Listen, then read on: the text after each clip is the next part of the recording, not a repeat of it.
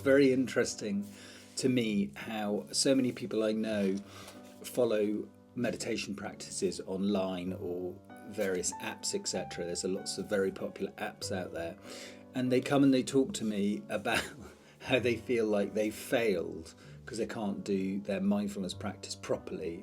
I think it's funny or ironic in a sense that we're judging ourselves, even judging ourselves in our lives when it comes to finding quietness or finding happiness, and the fact that we haven't done our meditation practice today, that somehow we're a failure. We're terribly hard on ourselves. In this video, I'm going to give you some very, very clear instructions on how to apply very, very simple meditation practice to your daily life.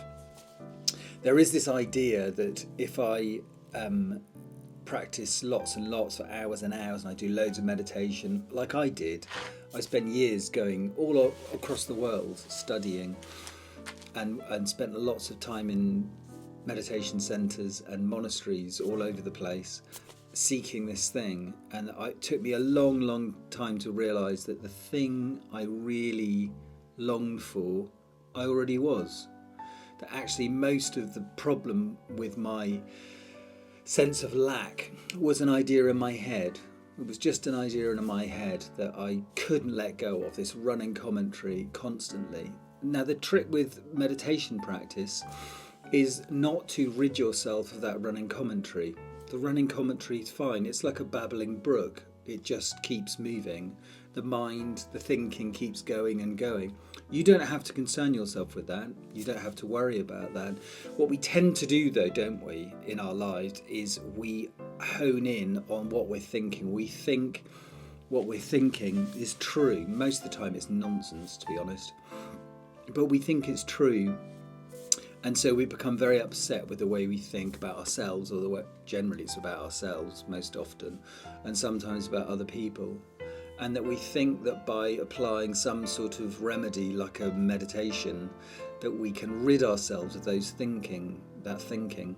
The irony, the great irony of meditation is that when you stop trying to stop thinking, when you stop trying to change, when you stop trying to be the best meditator in the room, or the most mindful, or a better mindfulness person than you were yesterday, whatever that means.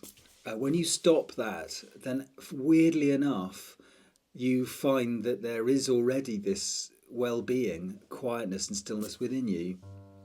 And that the running commentary, although it's still there, bizarrely the volume turns down. You can't make the volume go down in your head, but by applying very, very simple practices and not looking to stop the thinking, by just applying these practices really, really gently, you'll start to see, the volume went down. And then you find over time that you stop believing the storyline in your head. I think that's why a lot of us are addicted to our phones and addicted to laptops, etc. It's the one way, or TV. Back in when I was young, it was TV. It distracts you from observing what your mind is doing. But I promise you, if you apply this practice and you just very gently on a daily basis, even if it's just for 30 seconds, like I've said before, apply some of these techniques, you'll find the volume on your thinking will be reduced. And you'll find that because of the habit of doing this practice every day, of just sitting or just standing or just feeling the feeling of your breath in your body, you begin to feel better. It's not like it's a therapy though. It's not you feel better because that's the point. It's a byproduct that and what it means is, what it really points to, the point I'm really making is, it's not about improving yourself. And we are obsessed with the idea of improving ourselves, aren't we? It's not about improving yourself. It's merely about observing. It's about paying attention and noticing what's happening. So here's my advice for this week. when you're queuing in the bank, or you're standing, I don't know, in the post office, or you're waiting for a bus. I know it sounds ridiculous, but I just want you to stand.